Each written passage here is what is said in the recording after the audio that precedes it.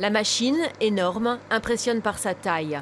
Un diamètre de 9,50 m, une longueur de 86 mètres. Ce tunnelier fabriqué par la société allemande Herrenknecht, leader mondial sur le secteur, est destiné à la seconde ligne du métro de Rennes. Il est fait pour creuser, excaver les matériaux retirés et poser dans le même temps les voussoirs, les anneaux de béton qui constitueront le tunnel.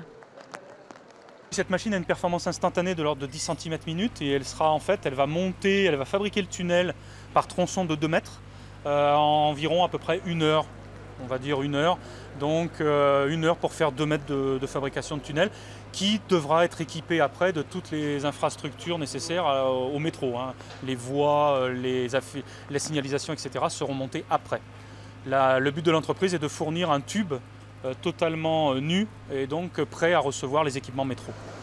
Il est encore à l'horizontale dans un des ateliers. Après les dernières finitions, le disque de coupe sera assemblé au reste de la machine, construite spécialement pour le sous-sol rennais.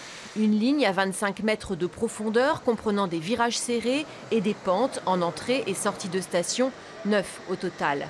Les élus de la métropole rennaise qui ont le souvenir du creusement de la première ligne et des déboires qui avaient jalonné le parcours il y a 15 ans sont rassurés par le savoir-faire allemand et les acquis de la première fois.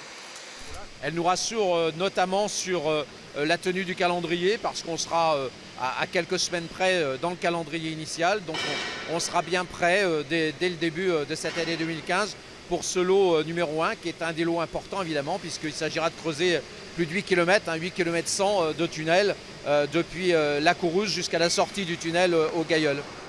On est dans la dernière phase de montage de ce tunnelier dont le coût avoisine les 13 millions d'euros. Il rejoindra Rennes en pièces détachées par la route à la fin de l'été.